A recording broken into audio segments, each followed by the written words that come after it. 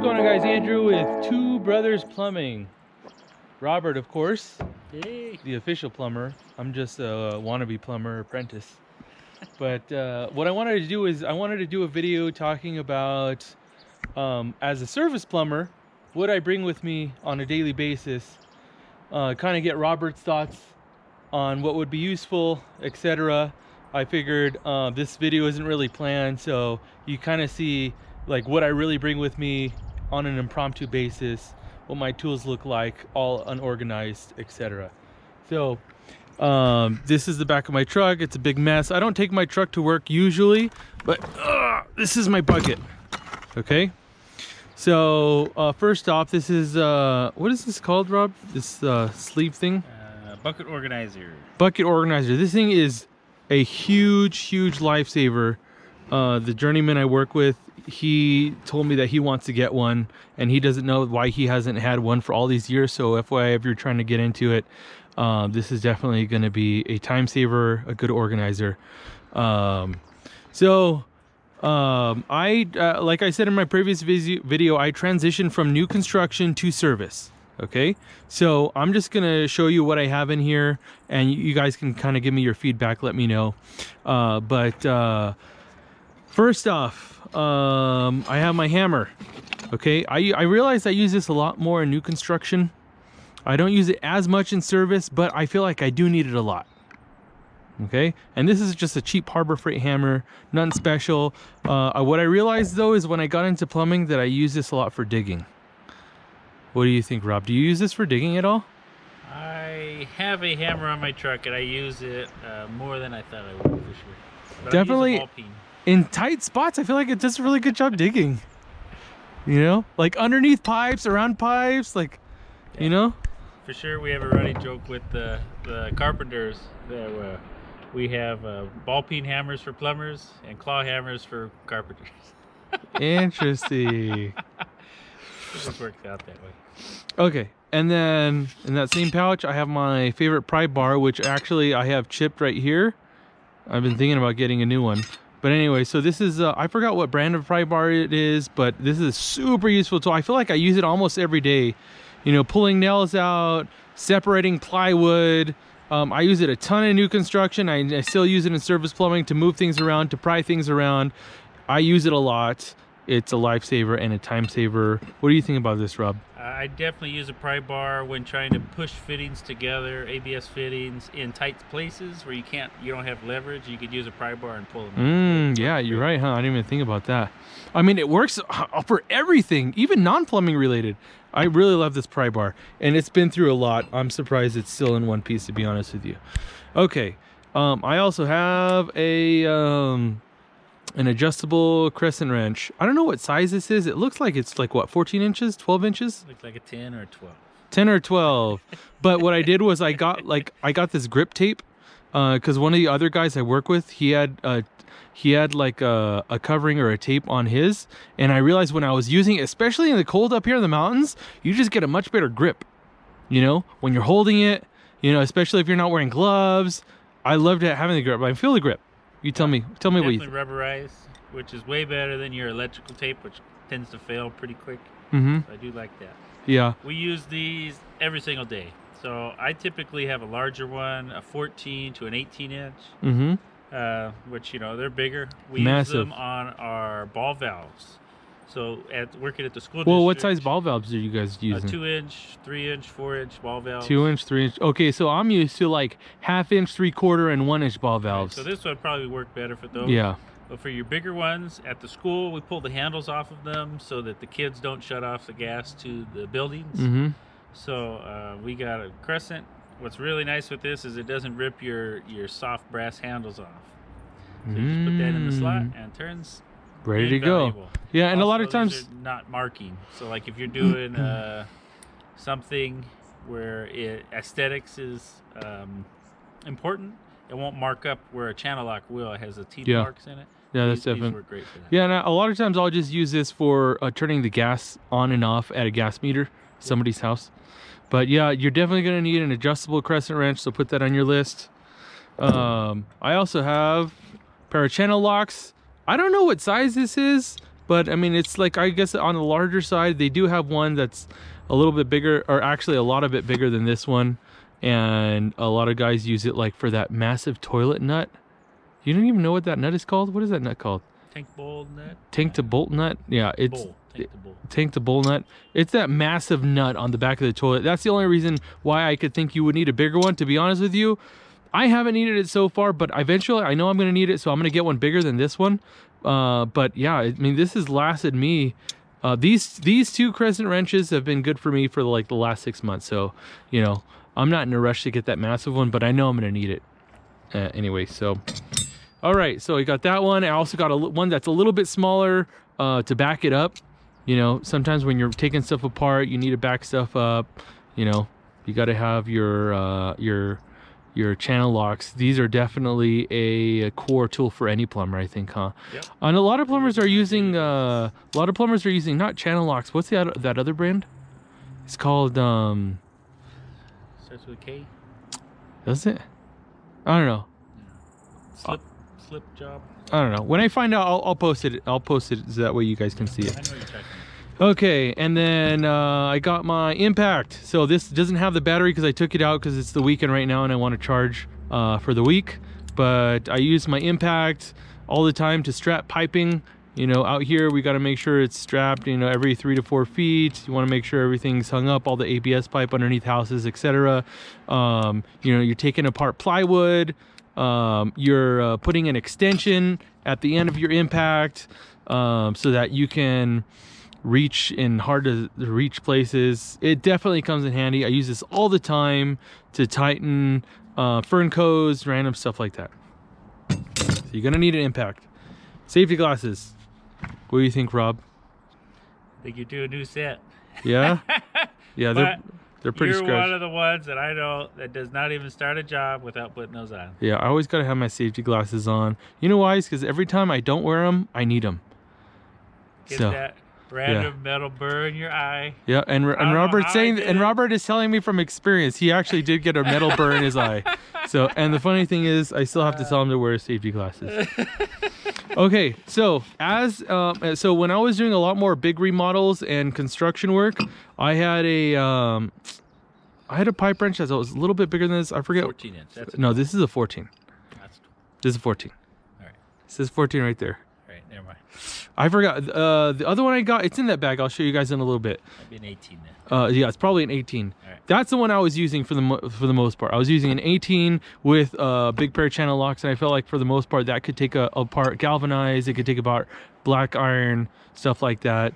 But yeah, so for service work, I feel like 14 inch is a good size, and it's not too heavy to where it makes my bucket like crazy heavy. If I can save weight, I will do that.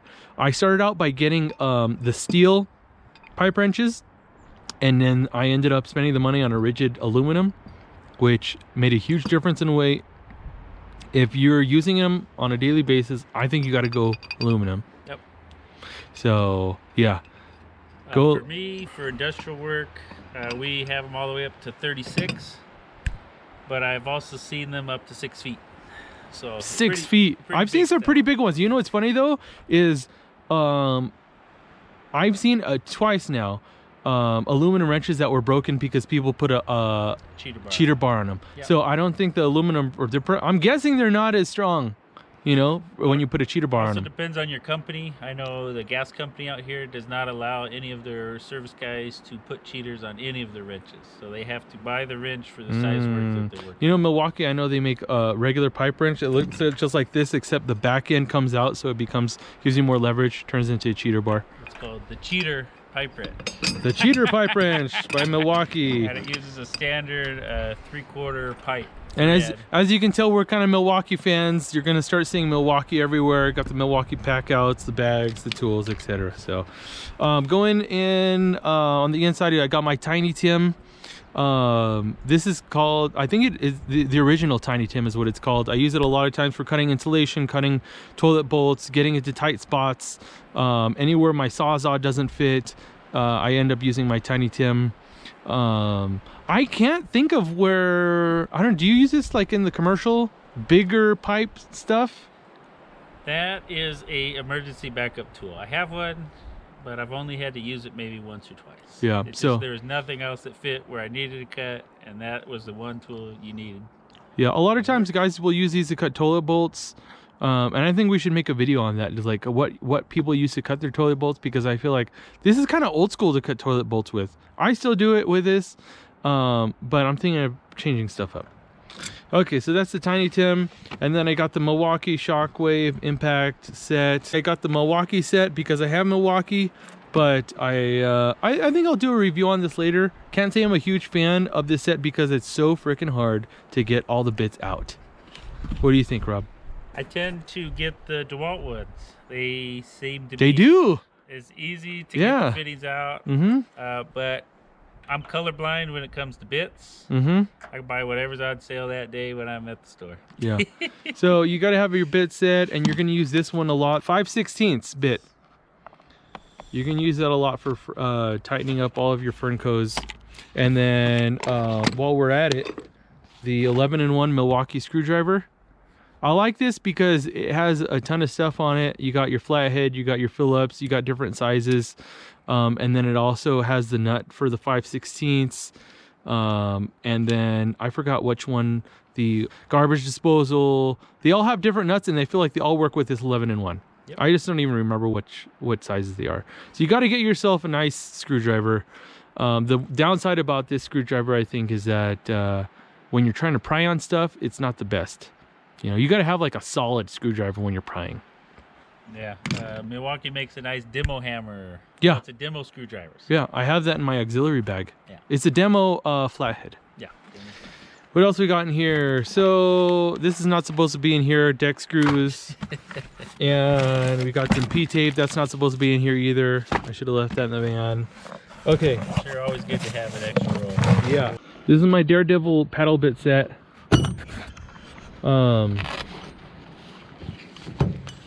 You have all the paddle bits that you're going to need to make the different holes. Usually my most popular one is an 1 3/8, and as you can tell here, that's why it's a Diablo, because my previous one broke.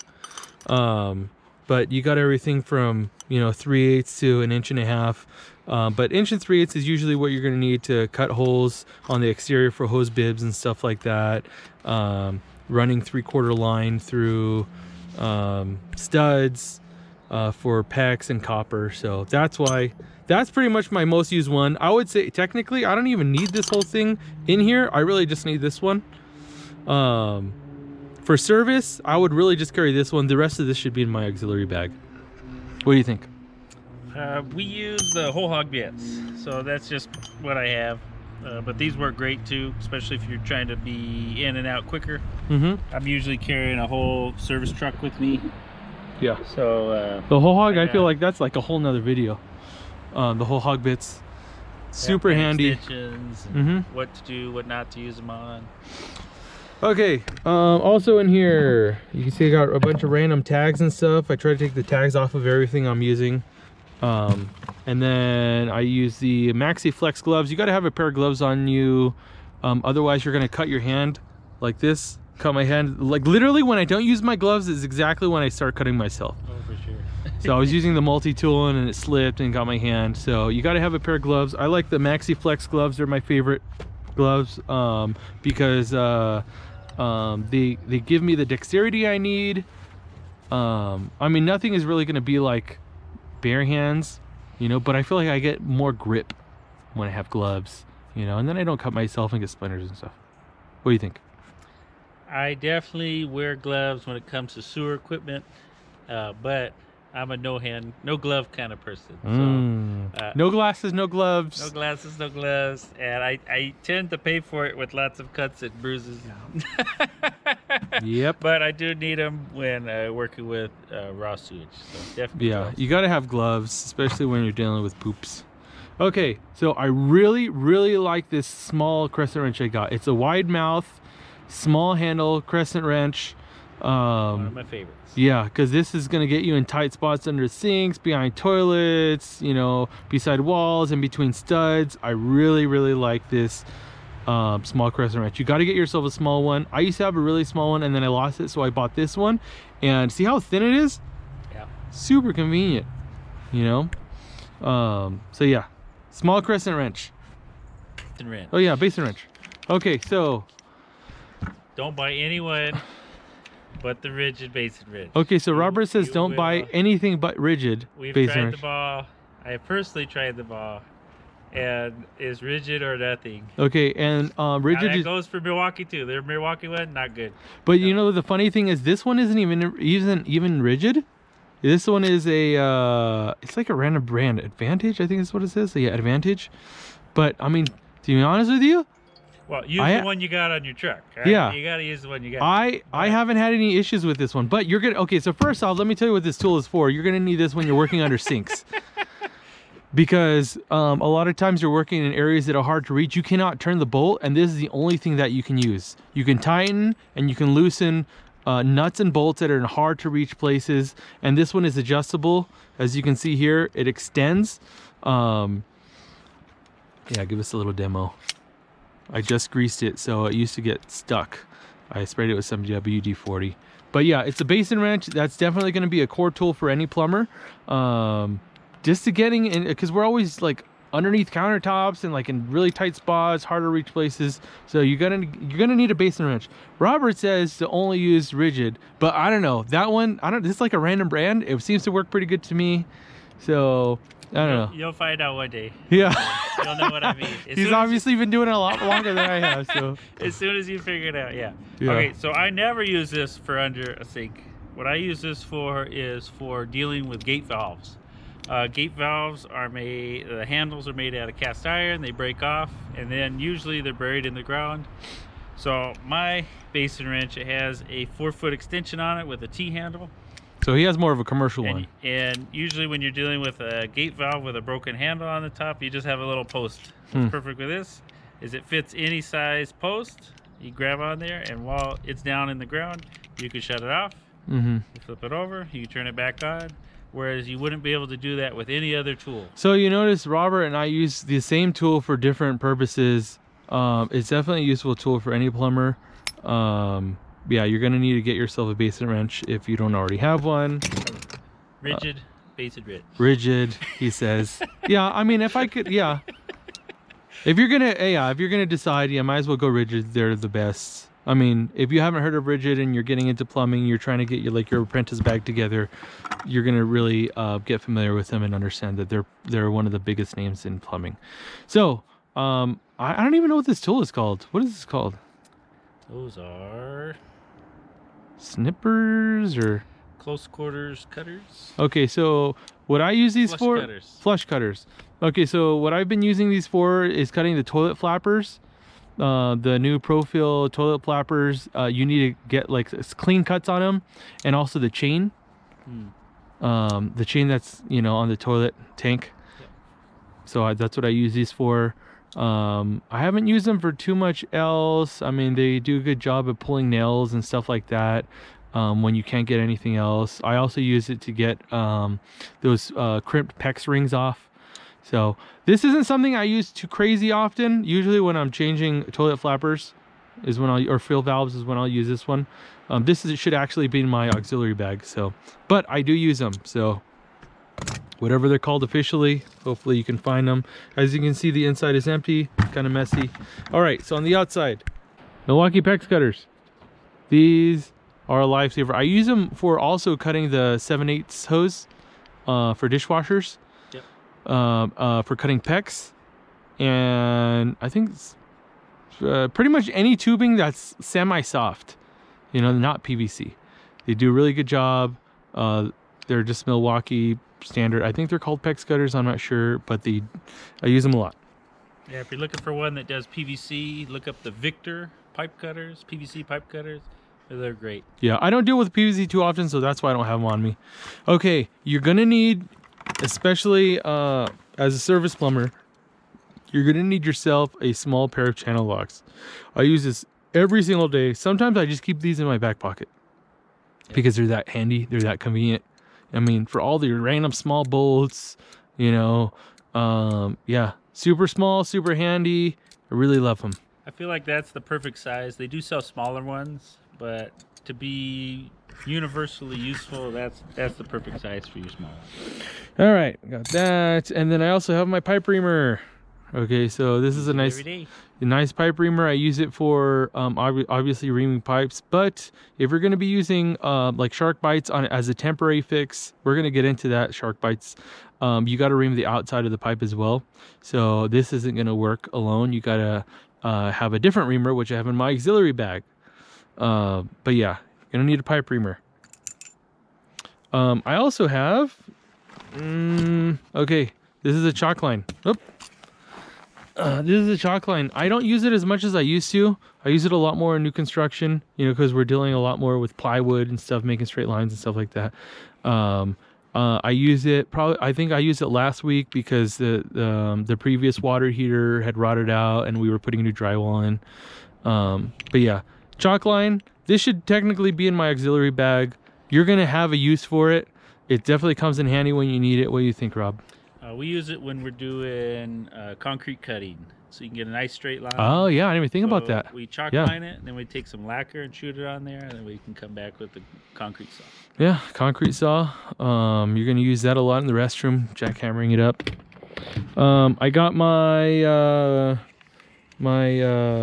Teflon tape. This is the Blue Monster thread tape. I use it because it's thick. It has a good reputation. It's made for gas and for water. What do you think about Monster tape? Yep, it just depends on what they buy us. I love Blue Monster. You definitely can go quicker with it because you need less wraps. It is thicker, so you don't need as much. How many wraps do you do? With Blue Monster, I do 3. Yeah, I do 5. That's pretty thick. Yeah, to go along with that, yeah, we do pipe dope. Dope. We do tape first, dope second. Yeah, and it's all UPC approved. So my boss was asking me if this is approved for PVC because a lot of times pipe dope that isn't will deteriorate the PVC, and Pro Dope is. So pretty much what this does is it creates a seal, and it also makes it easier for you to thread on. For sure. For us, it's a backup. If the Teflon tape doesn't work, dope's there. Yeah, if it was pipe dope, then it's going to be easier for you to remove that nut or fitting in 5-6 years. Oh, yeah, it is rated for that also as an anti-seize. So yeah, you can put that on your flange bolts, and that stuff is perfect. Great. Okay, so pipe dope, Pro Dope is the one that we use. Yeah. Love it. All right. Also, my handy dandy little right angle tool. So I hook this up to my impact, and that way I can put whatever bit I want in here. I didn't realize how often I'd use it, but I use it a ton. What do you think about this, Rob? You need it, you need it. Yeah. So you need it, you need it. Yeah. It works really good for tight spots. You're gonna need it for your impact. It works with drills too. Also, okay, I got my little level. These are called rocket levels? What are they called? Torpedo levels. Yeah, the torpedo level. You're gonna need this to level your pipe, you know, check if things are level, if things are straight. It has a magnetic side on the back and the top. It has a rigid or a grooved side that's supposed to fit on a pipe. But yeah, you got to use a level. I like that it's small. You can put it in your back pocket, use it all the time, especially when you're laying out ABS. Yeah, Rigid sells one that has your falls for your eighth inch and all your different falls that you need for installing. Yeah, out here in California, it's a 1/4 inch per foot. I don't know what it is in most places. I don't know if that's UPC or just California. But anyways, so yeah, you got to have your torpedo level. Also, cat's paw. What do you think about the cat's paw, Rob? Useful when you need it. Yeah, it sounds like he doesn't need it. Sounds like Robert doesn't really need it too much. Especially when you're working in new construction, you're going to use this almost every day. If you're working in service, you're going to use this probably like once every 3 days. I always find a need for this. When my pry bar doesn't work, I use this. So as you can see, the tips are pretty bashed up. They're pretty messed up. Use it all the time.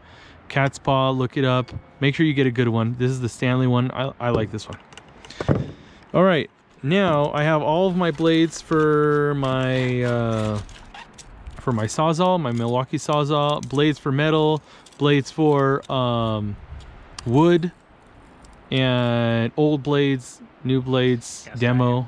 Yeah, for blades for cast iron. I have a diamond tip one I didn't put in here. But yeah. the new plumbers nowadays, everybody's using cordless sawzalls, so that's in my auxiliary bag. I always have my blades on me. I feel like I use them once a day at least. Oh, you know? Always reaching for the saw. Yeah. It's all right. I got a bunch of blades in here. I probably don't need that many blades, but you never know. Okay, my close quarter copper cutters. Okay, so a lot of guys have those other, like those rigid copper cutters, the ones that you turn and then they click into place. I have them, but I realize the close quarter ones work good too, even for if it's not close quarters. You know? Oh, correct. It's yeah. Just speed and convenience. Yeah, just because it's here, it's on me. I got my 1 inch. I got my 1/2 inch, which is probably my most used one, is the 1/2 inch.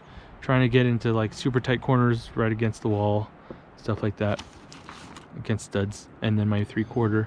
So yeah, 3/4 and 1/2 inch I use way more than the rest of them. I have to admit that I am conscious of getting like carpal tunnel, repetitive motions. So I got the M12, Milwaukee M12 auto cut. Oh so yeah, we got to do a video on that. That's a pretty cool one. So it is so nice to not have to spin your hand and over and over and over. I've been thinking about getting one of those too. But you know, the thing is, I feel like I don't use them. I don't think enough to make it to where it's worth an extra trip to the vehicle to grab it.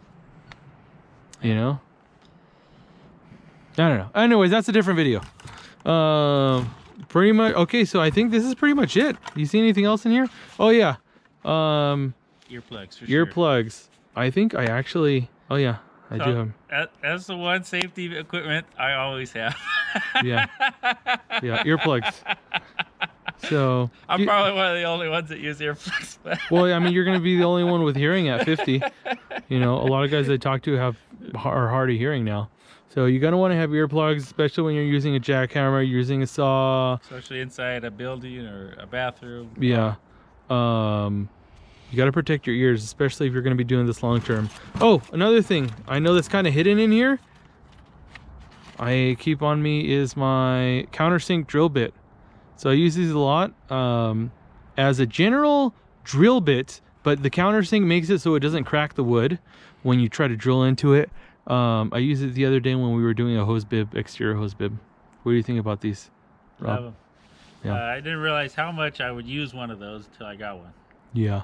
So countersink drill bit, and then I think I also got an extra 5/6" drill bit hiding in here somewhere. Oh, also, if you're in new construction, you're gonna want some nails. Every job site has a bunch of nails lying around, so I grabbed some of these and I use them to mark areas that I want to find, like out where they go down below the floor below. So if we're trying to find a center, you know, where the toilet closet goes, we'll grab one of these, hammer 2 of them down, and then we go downstairs and look up and see where we see the 2 nails. Is that going to work? You know, is the ABS going to fit in that spot? Yeah. You know, so that's what we use. I don't know. Every company's a little bit different. What do you guys use? Do you guys do the same thing, or like, what would you guys do? I typically have a 1/4 inch by 12 inch long drill bit. Kind of use the same thing, but mine, we go through a lot of block wall and stuff. Yeah. So, cool. So one unsung hero to the plumbing is your cell phone. Why is that? Definitely, you're always looking. Well, the light. Up. I feel like you're always using the light. Light too. Yeah. Well, do you got your flashlight on you? Okay, so we use these Nebo flashlights. They're called inspector lights. They are freaking lifesavers. Use them every single day. Charge them every single day. You got to make sure to get the 360 lumen one. The ones that are rechargeable. Yeah. You can't buy the ones that have a battery. Later on, we'll go into whatever's in my auxiliary bag, all my other random plumbing tools. But I figured, you know, if you're getting into plumbing or you're just curious what other plumbers have in their bags, this is a bucket bag or something. I forget what it's called. This one, yeah, bucket organizer. They have a bunch of them on Amazon. Milwaukee has one. You have the Milwaukee one.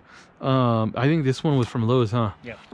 But yeah, this is pretty much what I carry with me on a daily basis. If you guys have any questions, feel free to let me know in the comments below. Or any suggestions. What are we missing? Yeah, let us know what we're missing. I mean, we're not, you know, the end all be all. We're just pretty much talking out loud how we deal with plumbing on a daily basis, but you may do things differently. So let us know in the section below. We'll catch up with you guys in the next one.